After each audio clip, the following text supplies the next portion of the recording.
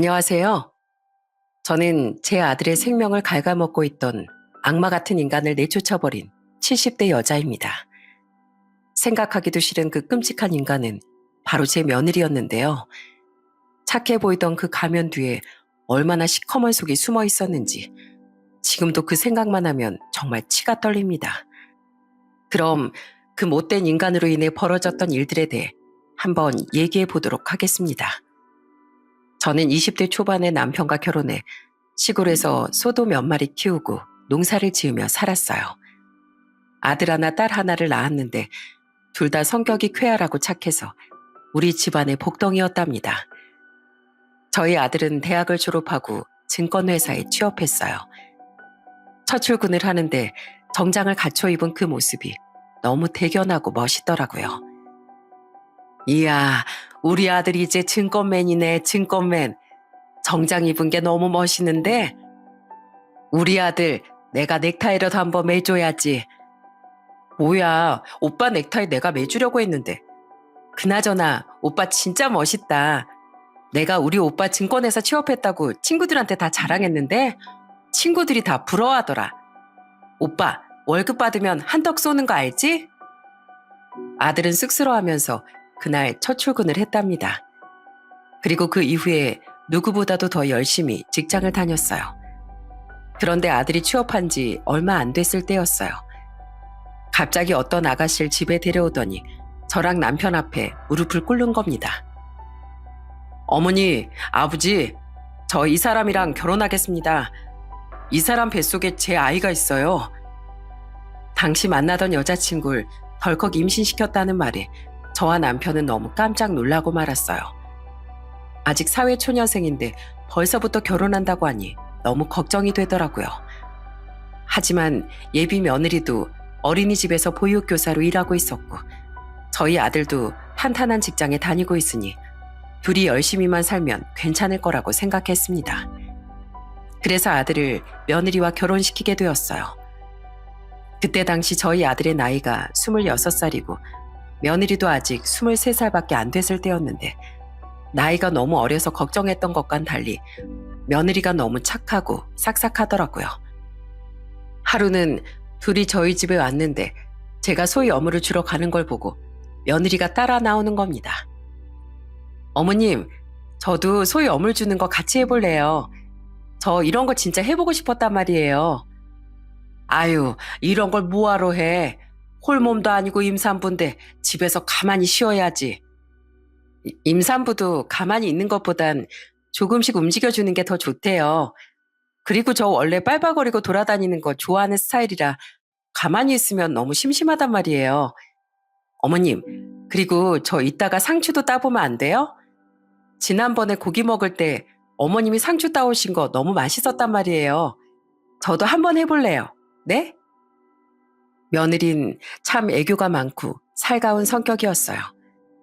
그래서 저도 딸이라고 생각하고 참 많이 예뻐해 줬답니다.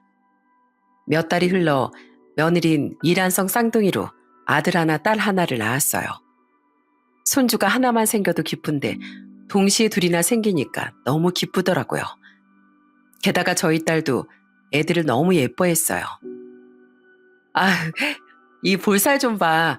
귀여워 죽겠어. 올케 언니, 조카들한테 필요한 거 있으면 다 말해요. 내가 그래도 직장 다니는 고모인데 우리 조카들이 필요하다는 건 다 사줘야죠. 며느리는 애들이 태어난 후에도 자주 저희 집에 찾아왔답니다. 하루는 남편이랑 밭에서 일을 하고 있었는데 저 멀리서 며느리가 몸빼 바지를 입고 머리에다가 뭘 이고선 엉덩이를 실룩거리면서 걸어오는 거예요.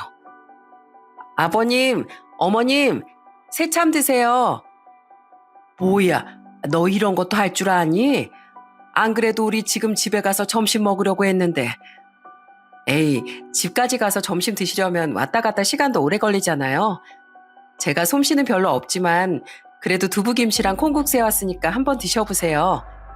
참, 새참엔 이게 빠질 수 없죠. 우리 아버님이 제일 좋아하시는 막걸리. 그러자 저희 남편이 기분 좋게 껄껄 웃음을 터뜨리더군요. 이야, 우리 며느리가 역시 내 마음을 알아주는구만. 우리 시골 사람들은 힘들게 반일하다가도 막걸리 한 잔이면 피로가 싹 풀리는 거거든. 그나저나 우리 며느린 평생 도시에서 살았으면서 이런 건 어떻게 알았나 몰라. 그거야 TV에서 많이 봤으니까 그렇죠. 저 이런 거 진짜 해보고 싶었단 말이에요.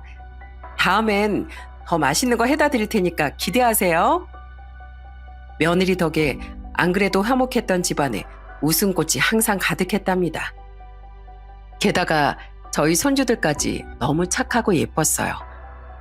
저희 손주들이 8살쯤 됐을 땐 집 근처 바닷가에 가서 다 같이 낚시를 한 적이 있었어요. 저희 아들이 낚시를 하다가 낙지를 건져 올렸는데 저희 손자가 신나서 방방 뛰더라고요. 우와, 낙지다, 낙지. 아빠, 방금 잡은 거 낙지 맞죠? 그래, 이게 바로 낙지야. 너 낙지가 몸에 얼마나 좋은지 아니? 낙지를 먹으면 혈액순환에도 좋고 면역력도 높아지고 피부도 탱탱해진대. 우와, 그게 정말이에요? 그럼 나 낙지 많이 먹을래요. 낙지 또 잡아주세요. 네? 저희 손주들은 유난히 저희 아들을 잘 따랐어요. 게다가 저희 아들이 나온 학교를 돌아다니는 걸 그렇게 좋아하더라고요. 얘들아, 여기가 아빠가 나온 초등학교야. 예전엔 초등학교가 아니라 국민학교라고 불렀어. 지금 너희가 다니는 학교보단 시설이 안 좋지만 그래도 내가 여기서 얼마나 재밌게 학교 다녔는 줄 아니? 여기가 아빠가 다녔던 학교라고요? 우와, 진짜 신기하다. 할머니가 그랬는데 아빠 어릴 때 공부도 잘했다면서요? 나 아빠 닮아서 똑똑한 사람 될 거예요. 그러자 며느리가 입을 삐쭉 내밀고 웃으며 이렇게 말하더군요. 준석이 너 치사하게 아빠만 닮고 싶어? 이 엄마한테 닮고 싶은 건 하나도 없는 거야? 당연히 엄마도 닮고 싶죠. 우리 엄마도 예쁘고 상냥하고 요리도 잘하잖아요.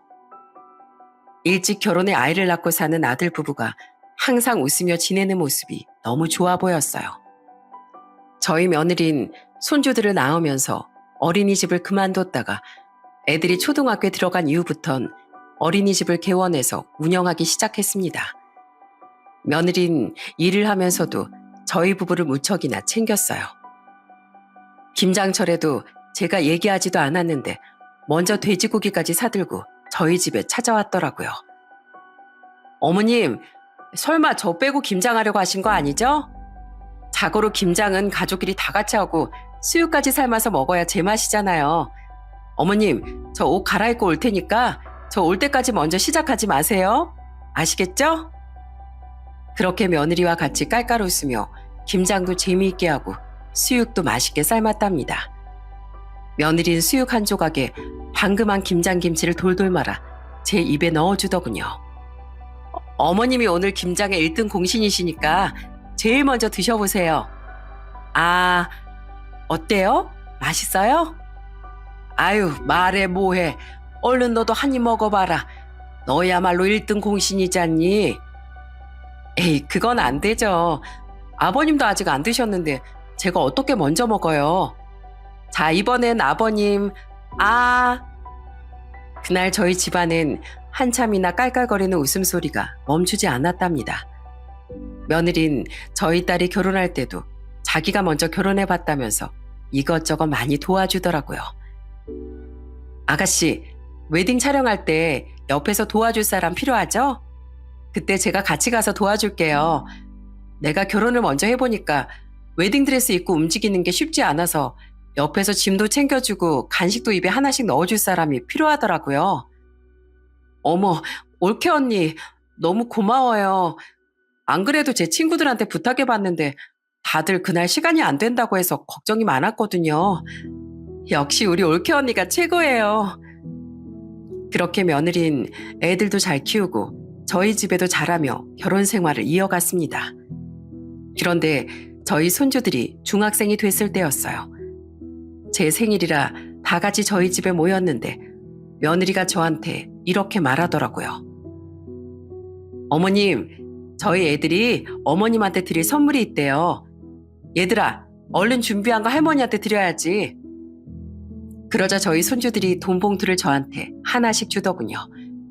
이게 뭐냐고 물어보니까 저희 손자가 이러더라고요. 할머니, 이거 저랑 준이가 할머니 드리려고 용돈 조금씩 모은 거예요. 엄마가 그러는데 할머니랑 할아버지가 있기 때문에 우리 아빠가 있는 거고 우리 아빠가 있기 때문에 우리가 있는 거래요. 그래서 늘 할머니한테 감사한 마음을 가지고 살아야 된다고 했어요. 할머니, 생신 너무 축하드려요. 저희가 나중에 커서 이것보다 더 좋은 선물 많이 드릴게요. 아이고, 어쩜 이리도 마음이 예쁠고. 애미야, 네가 자식들을 정말 잘 키웠구나. 애들이 널 닮아서 아주 천사가 따로 없어. 저는 싹싹한 며느리와 착하고 예쁜 손주들 덕분에 하루하루 행복을 느끼며 지냈답니다. 그런데 계속 그렇게 행복한 일들만 있었으면 얼마나 좋았을까요? 저희 손주들이 고등학교 3학년이 되었을 때 생각지도 못한 불행이 찾아오고 말았습니다. 하루는 아들이 집에 내려왔는데 살도 좀 빠져 보이는 것 같고 입맛이 없다면서 밥도 깨작깨작 먹는 거예요. 게다가 안색도 너무 안 좋아 보이더군요. 정남아, 너 혹시 황달 아니니? 얼굴도 그렇고 눈알도 약간 누리끼리한 게 황달기가 있는 것 같은데. 아, 요즘에 술을 많이 마시고 피곤해서 그런가 봐요. 예전엔 일 때문에 술 많이 마시고 다녀도 괜찮았는데 저도 이제 나이를 먹어서 그런가 좀 버겁네요. 아휴, 아무리 일이 중요해도 그렇지 술 좀 줄여야 되는 거 아니야? 너 그러다가 몸 망가지면 어떡하려고 그래? 이 정도는 괜찮아요. 우리 애들 나중에 결혼도 시키려면 돈 벌 수 있을 때 많이 벌어놔야죠. 하지만 아들은 그 이후에도 계속 상태가 별로 안 좋아 보였어요. 그래서 저는 그럴 때마다 아들에게 병원 좀 가보라고 얘기를 했답니다. 그런데 하루는 유난히 꿈자리가 사나운 날이었어요. 갑자기 저녁 때 아들한테서 전화가 왔는데 아들이 울먹거리는 목소리로 이러는 겁니다. 어머니, 식사하셨어요? 그래, 먹었다. 근데 너 목소리가 왜 그래? 혹시 무슨 일 있니? 그런데 아들은 아무 말도 없이 조용히 흐느끼기만 하더군요. 너 지금 우냐? 너 울어? 무슨 일이야? 도대체 무슨 일인데 그래? 그러자 아들은 서럽게 울면서 저한테 이러더군요. 어머니, 저 병원에 갔는데 몸이 많이 안 좋대요. 간경화 말기래요. 뭐? 간경화 말기? 아니, 그게 도대체 무슨 소리야? 우리 집에 나랑 너희 애비랑 둘 다 건강한데 네가 무슨 간경화야? 제가 일하면서 술을 너무 많이 마셔서 그런가 봐요. 일단 회사에 얘기하고 당분간은 치료에 집중하려고요. 어머니 말씀대로 평소에 제가 뭔가 일 잘했어야 했는데 어머니 말씀을 안 들어서 이렇게 된 건가 봐요. 죄송해요, 어머니. 저는 아들이 간경화 말기라는 사실에 큰 충격을 받고 말았습니다. 어릴 때부터 워낙 몸이 튼튼했던 애라 이런 병에 걸릴 거라곤 상상도 못했거든요. 그 이후에 전 종종 서울에 올라가 아들이랑 같이 병원도 가고 이것저것 챙겨줬습니다. 집이 멀어 자주 가지 못했지만 그래도 며느리가 옆에서 잘 돌봐줄 거라고 믿었어요. 그래서 전 며느리에게 전화해 이렇게 말했습니다. 혜미야, 네가 고생이 많다. 내가 네 계좌로 500만 원 보냈는데 이걸로 우리 아들한테 음식도 좀 잘해주고 네가 옆에서 잘 보살펴줬으면 좋겠구나. 애미 내가 곁에 있어주지 못해 미안했는데 너라도 옆에 있어주니 참 다행이구나. 어머님, 걱정하지 마세요. 제가 그이 옆에서 잘 지킬게요. 꼭 나아서 다시 건강해질 수 있도록 제가 정말 노력할게요.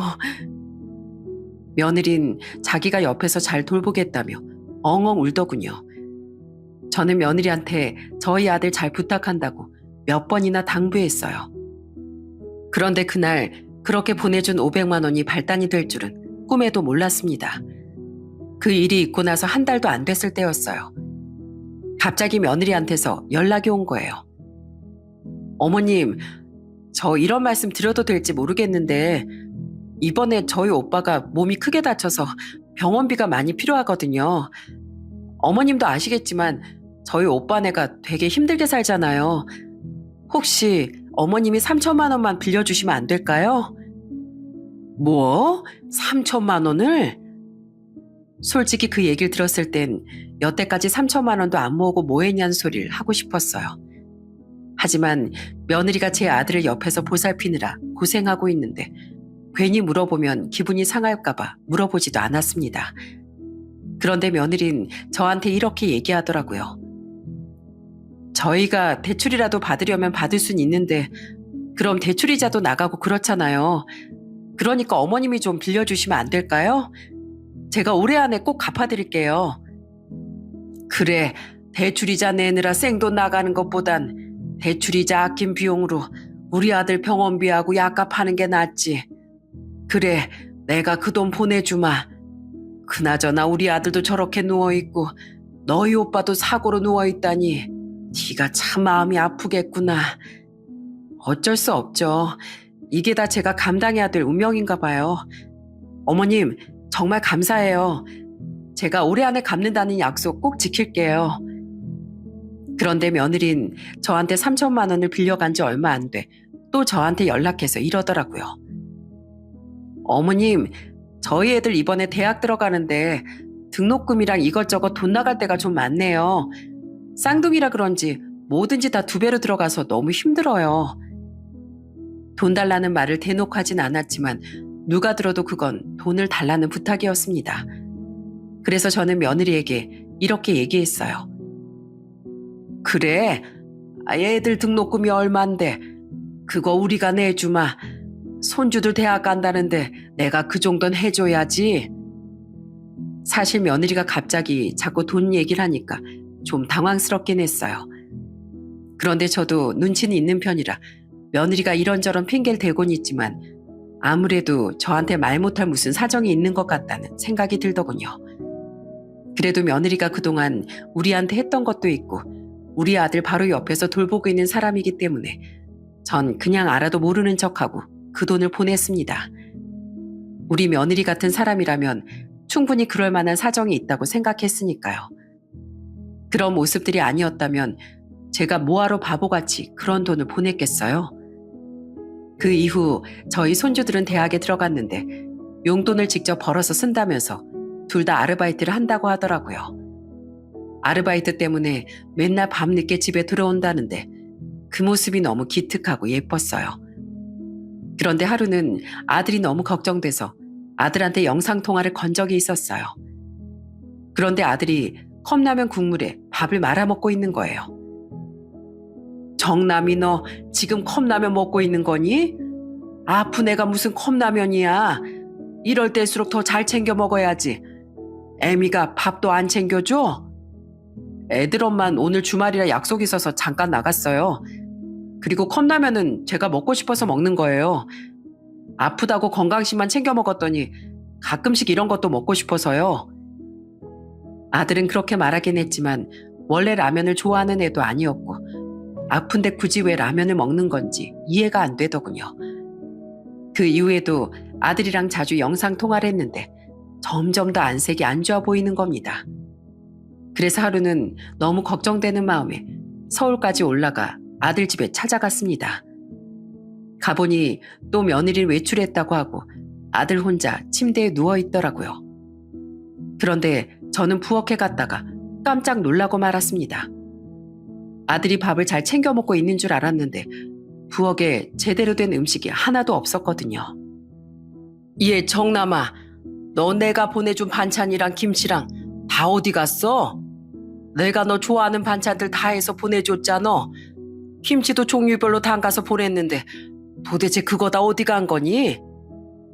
그런데 아들이 제 질문에 아무 대답도 안 하더라고요. 아유, 그리고 왜 밥솥엔 밥이 하나도 없어? 애미가 밥도 안 해놓고 국도 안 끓여놨니? 여기 지금 다 인스턴트 식품에 빵에, 그리고 이건 유통기한도 지났잖아. 그리고 집안꼴이 도대체 이게 뭐야? 네 마누라 집안 정리도 안 하니? 아니에요. 제가 치우면 돼요. 네가 치우긴 뭘 치워. 아파서 살이 쪽 빠져가지고는 다 죽어가는 애가 뭘 안다고 그래. 너 사실대로 얘기해봐. 내가 반찬 해다 준 거 어떻게 한 거야? 설마 그거 다 애미가 버린 거니? 그런데 아들은 또 어두운 표정으로 아무 말도 안 하고 입을 꾹 다물더군요. 제가 몇 번이나 다시 물어봤는데도 대답을 해주지 않았어요. 너무 답답해서 며느리한테 전화했는데 며느린 전화도 안 받더라고요. 저는 그날 난장판이 되어 있는 집안을 치우고선 아들 집을 나왔습니다. 그리고 서울에 살고 있는 딸한테 연락해 오늘 있었던 일에 대해 이야기를 했어요. 예, 정혜야. 아무래도 이거 뭔가 있는 것 같다. 내가 아무리 물어봐도 정남이 걔가 입을 꾹 다물고 대답을 안 한다니까. 내가 오늘 가보니까 아주 집안이 난리도 아니야. 청소도 안 하는지 거실은 먼지 투성이고 주방은 아주 쓰레기장인데다가 분리수거도 하나도 안 했더라고. 게다가 내가 준 반찬들은 다 버린 것 같더라. 무슨 일이 있는 건지 말이라도 해주면 좋겠는데 말을 안 해주니까 아주 답답해 죽겠어. 아이고, 이걸 어떻게 하면 좋니? 엄마 말 들어보니까 진짜 뭔가 있는 것 같은데요. 오빠가 말을 안 해주면 우리가 나서서 증거라도 잡아야 되지 않겠어요? 요새 집안에 소형 카메라 같은 거 다는 사람들도 있다고 하더라고요. 우리도 그거 달아서 무슨 일이 있는 건지 한번 관찰 좀 해봐요. 뭐? 그런 것도 다 있어? 그런데 카메라면 나중에 들키는 거 아니냐? 엄마, 요즘에 나오는 소형 카메라는 단추보다도 더 작아요. 의심도 못하니까 걱정하지 마세요. 그날 저는 딸과 함께 용산 전자상가에 가서 소형 카메라를 같이 구입했습니다.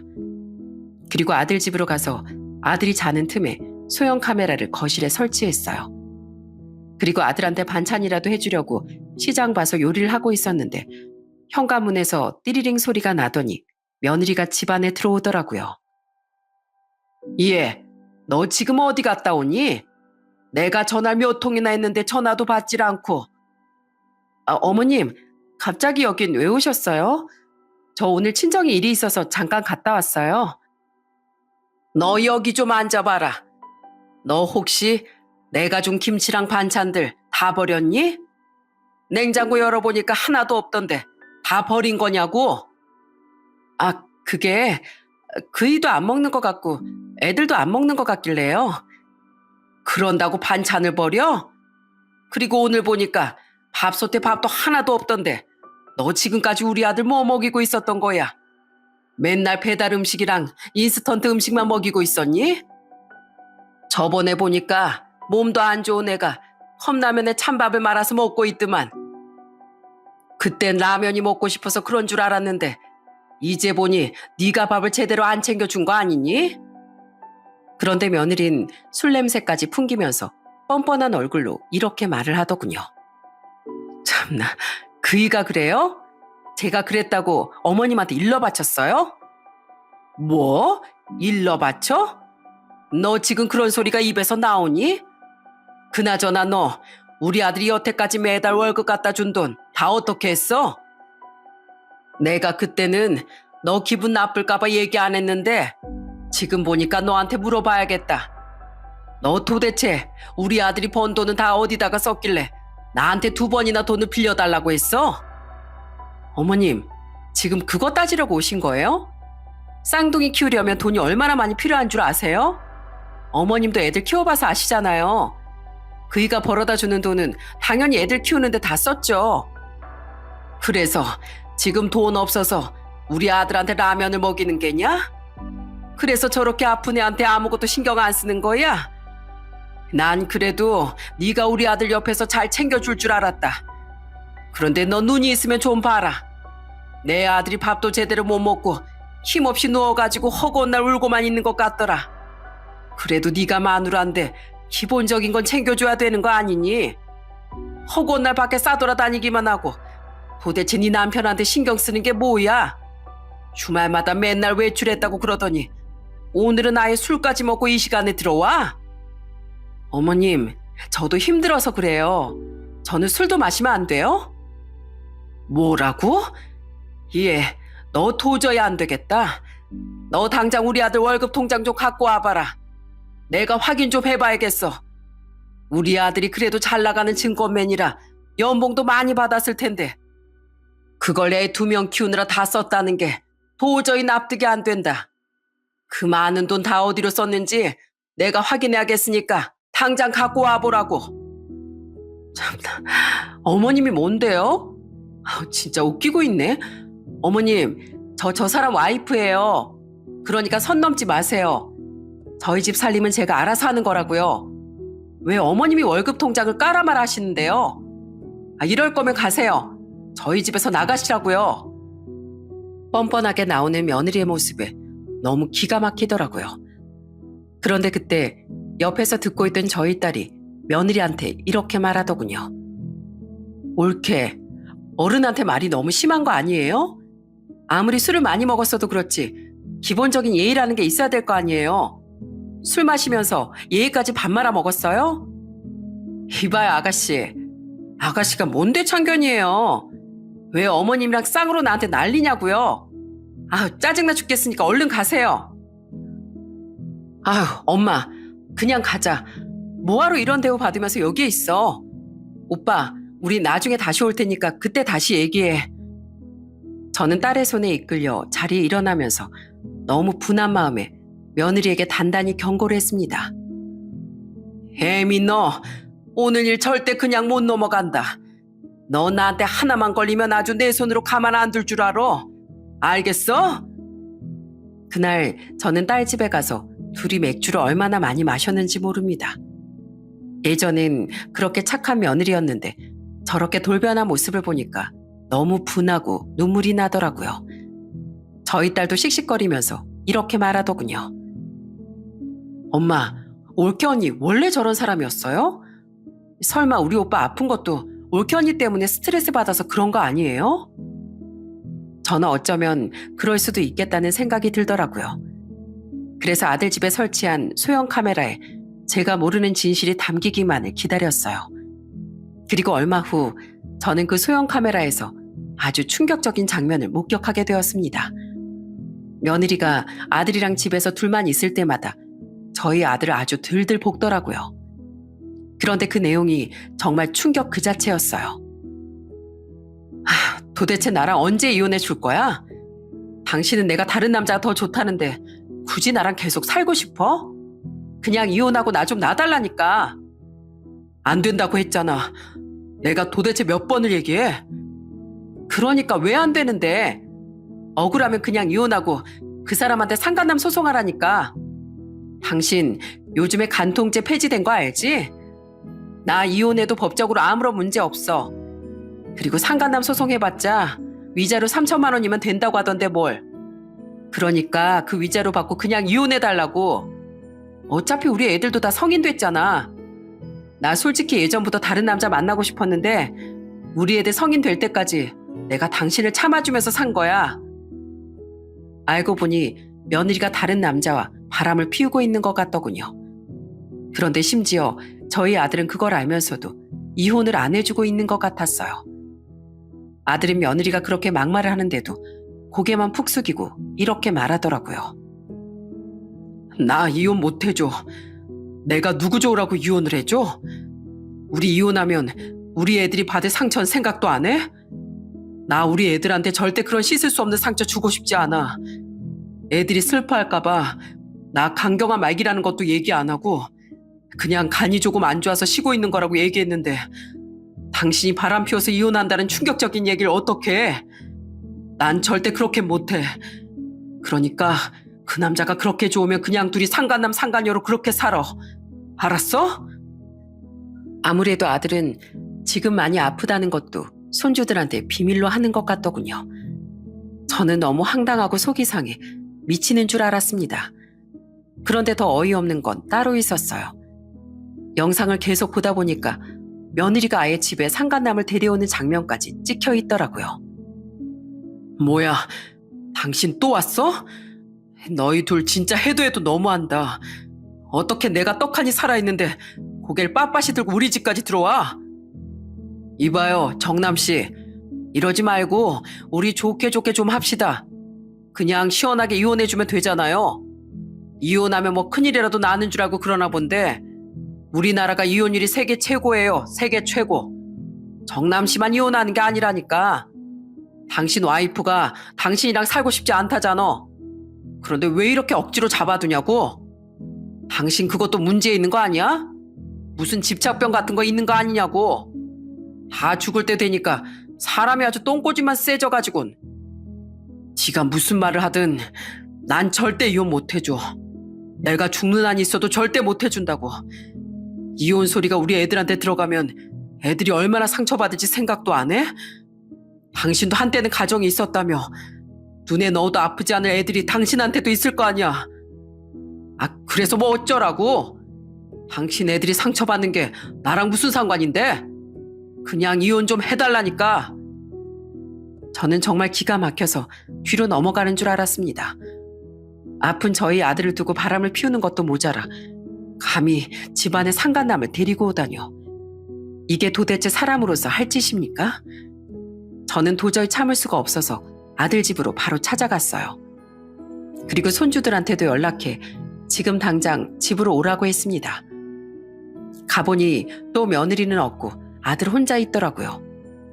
저는 너무 원통한 마음에 아들을 붙잡고 이렇게 소리쳤습니다. 정남아, 이 바보 같은 놈아.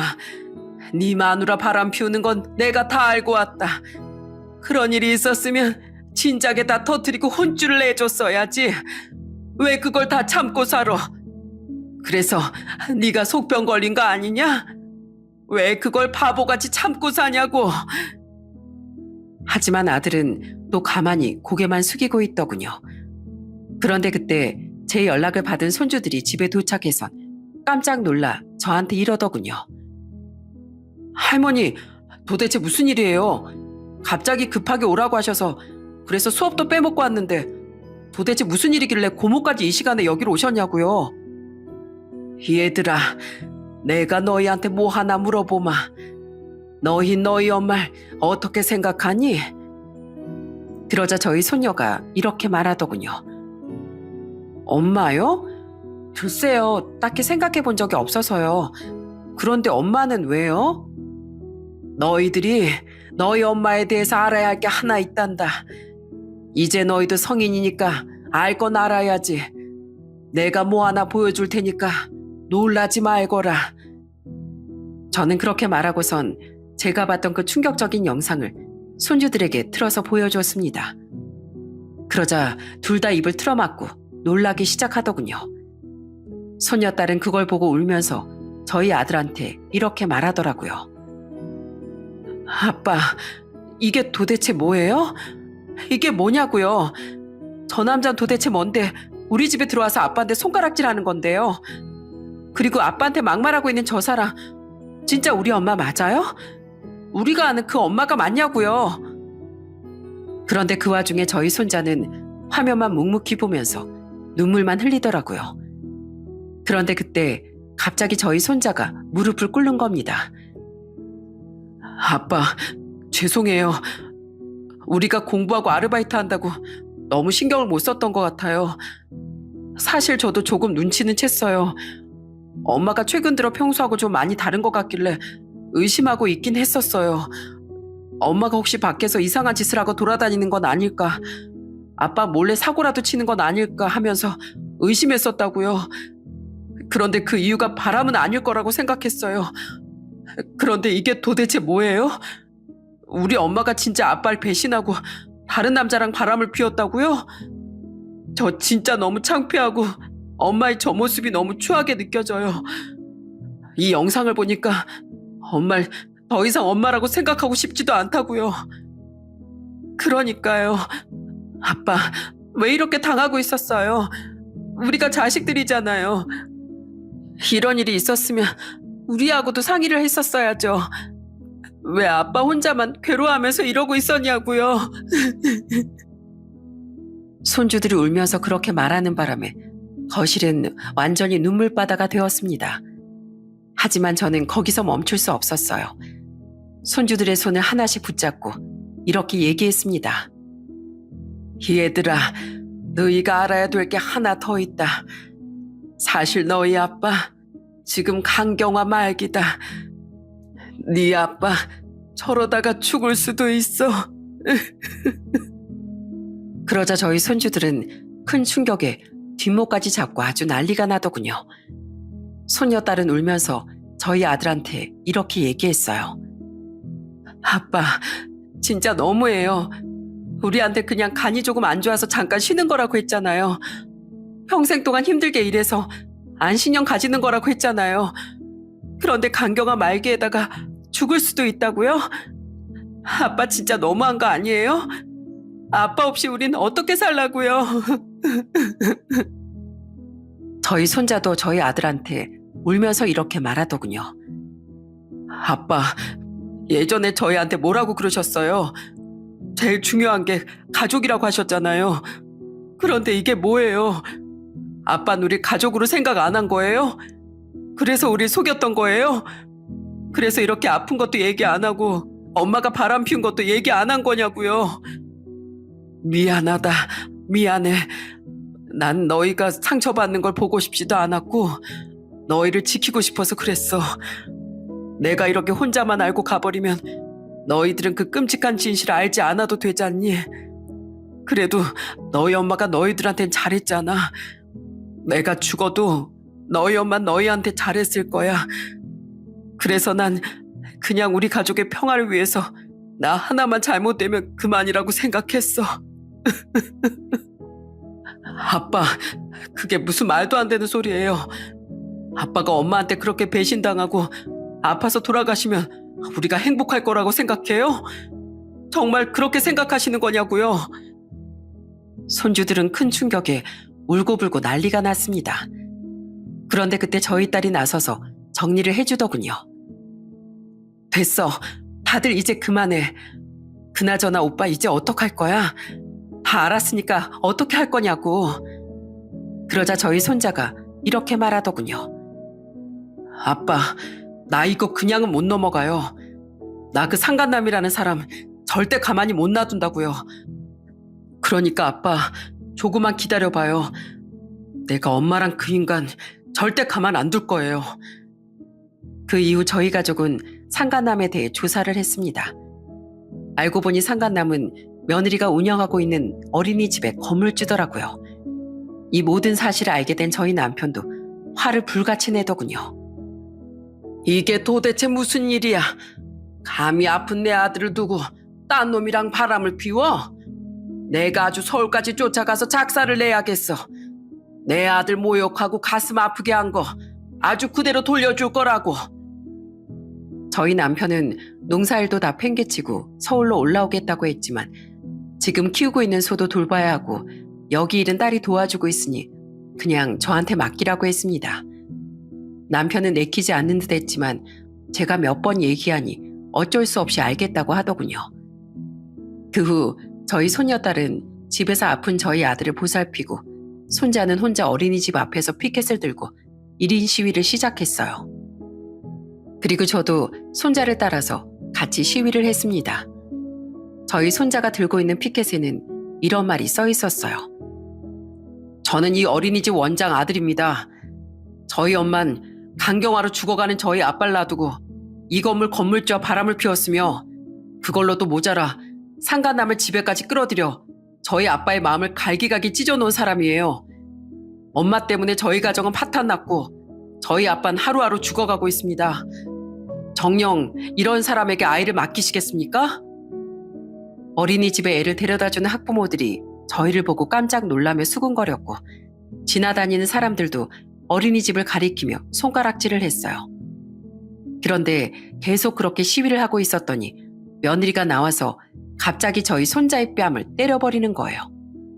저는 그 순간 너무 화가 나서 눈이 확 돌아버리더군요.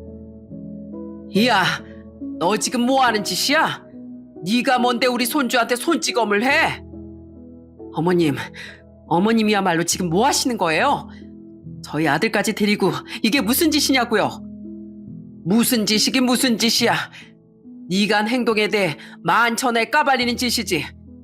네가 우리 아들한테 한 짓 생각하면 이 정도는 한참 모자라.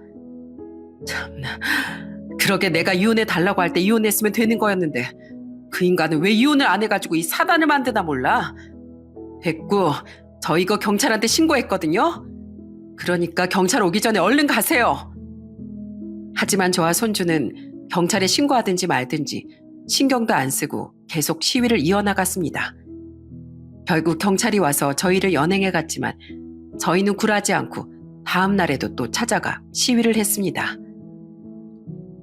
어머님, 진짜 이러실 거예요? 사람들이 다 쳐다보고 수근거리잖아요. 벌써 어린이집 나가겠다는 애들도 나오고 있단 말이에요. 어머님 때문에 저희 어린이집 망하면 책임지실 거예요? 어린이집이 망하든 말든 그게 나하고 무슨 상관이야. 우리 아들은 지금 죽어가고 있는데 그깟 어린이집이 중요해? 그런 무서운 병은 우리 아들이 아니라 네가 걸렸어야 되는데 내가 그동안 너한테 잘해준 걸 생각하면 아주 화딱지가 나서 속이 다 뒤집어진다. 그래서 계속 이러시겠다고요? 그럼 계속 해보시던가요. 그리고 준석이 너 지금 이게 뭐 하는 짓이야? 네가 엄마한테 이래도 되는 거야? 뭐라고요? 이래도 되냐고요? 그런 엄만 아빠한테 왜 그러셨는데요? 나 엄마가 아빠한테 한 짓 절대 용서 못해요. 엄마가 아무리 나랑 할머니 경찰에 신고한다고 해도 절대 물러나지 않을 거라고요. 그런데 저희가 계속 시위를 하자 이번엔 그 상간남까지 저를 찾아왔더라고요. 이보세요. 지금 뭐 하시는 겁니까? 여기 제 건물입니다. 왜 남의 건물에서 행포를 놓고 난리예요? 너 얼굴 보니까 딱 알겠네. 네가 바로 내 며느리란 인간이랑 바람 피운 그 놈이지? 너 오늘 아주 잘 걸렸다. 네가 감히 내 아들 집에 찾아가서 내 아들 가슴에 불을 질러? 네가 내 아들한테 무슨 짓을 했는지 내가 다 까발릴 거야. 이보세요 사람들. 이놈이 제 며느리랑 바람 피운 상간남입니다. 걔도 안 하는 더러운 짓거리를 하는 상간남이 바로 이놈이라고요. 에이씨, 창피하게 진짜 왜 이래요? 아휴, 재수없어 진짜. 상간남은 쪽팔렸는지 뒤도 안 돌아보고 도망가 버리더군요. 저랑 손자가 이렇게 어린이집 앞에서 시위를 하는 동안 저희 손녀딸은 애기 엄마들이 많이 보는 인터넷 커뮤니티에 글을 올렸더군요. 손녀딸이 보여줘서 댓글을 봤는데 며느리와 상간남을 욕하는 댓글이 수도 없이 많더라고요. 말도 안 돼. 그 어린이집 원장이랑 건물주랑 바람을 피웠다고요? 어머 세상에. 나도 내년에 우리 딸 그 어린이집에 보내려고 했는데 절대 보내면 안 되겠네요. 그런 원장한테 우리 애들을 어떻게 맡겨요? 더러운 놈들. 불륜하는 놈들은 죄다 잡아다가 싹을 다 없애버려야 된다니까. 게다가 남편이 간경화로 죽어가고 있는데 바람을 피워? 악마도 저것보단 착하겠다. 그런데 저와 손자가 경찰에 몇 번이나 끌려가면서도 계속 시위를 하자 며느리가 더 이상은 버티기 힘들었나 봐요. 시위를 시작한 지 일주일 정도 됐을 때 며느리가 집에 찾아와 아들하고 저희 앞에 무릎을 꿇더라고요. 여보, 제발 용서해줘.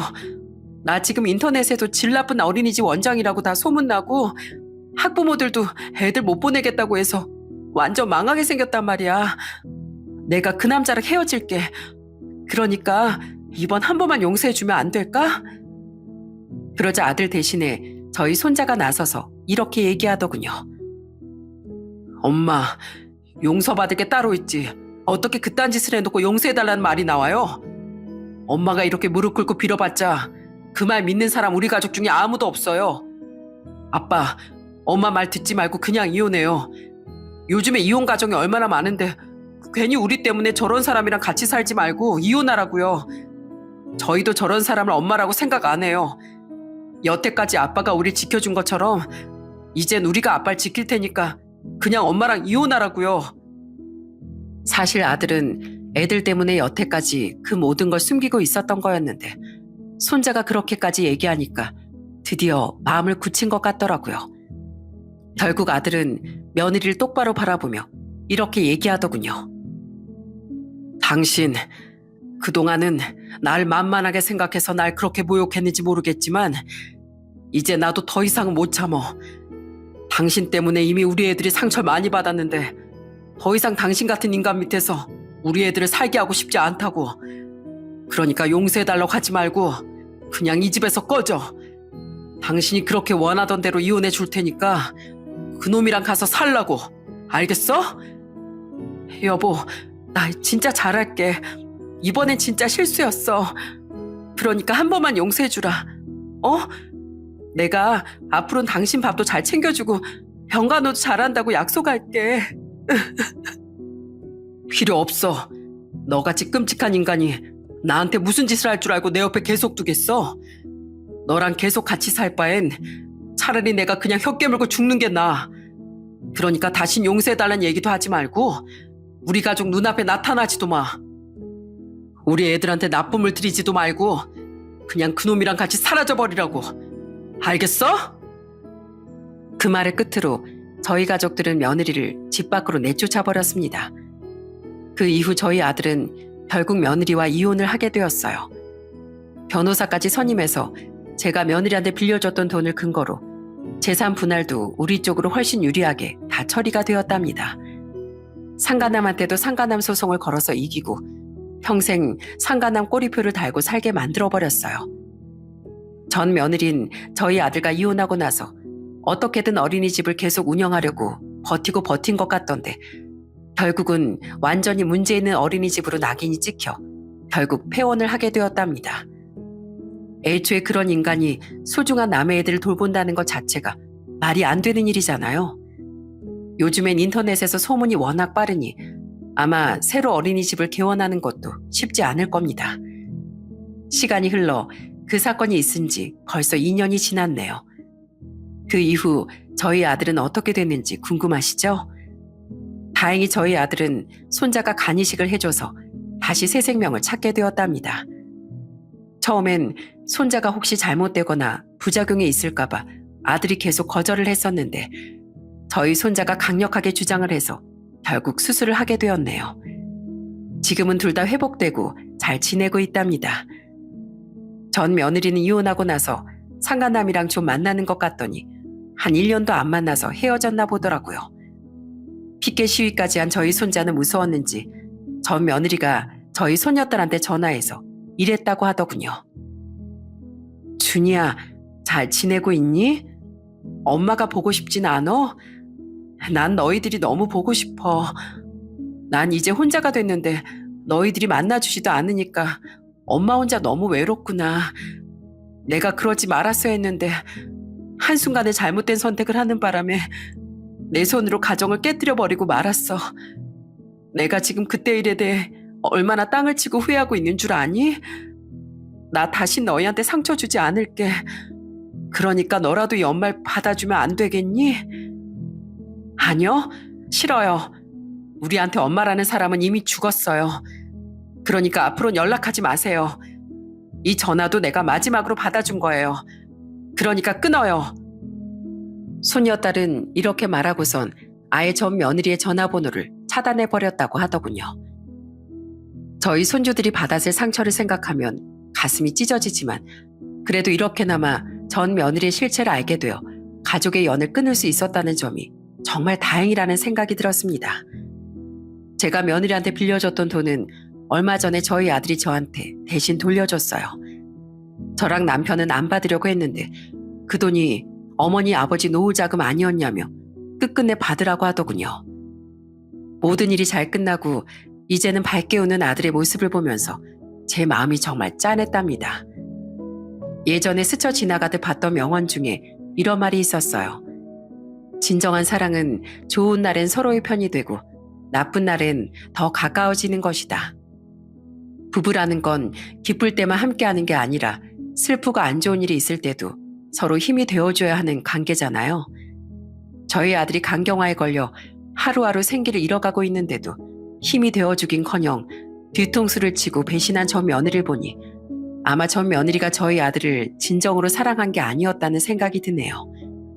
그랬으니 죄책감도 없이 상간남을 집에까지 끌어들인 거였겠죠.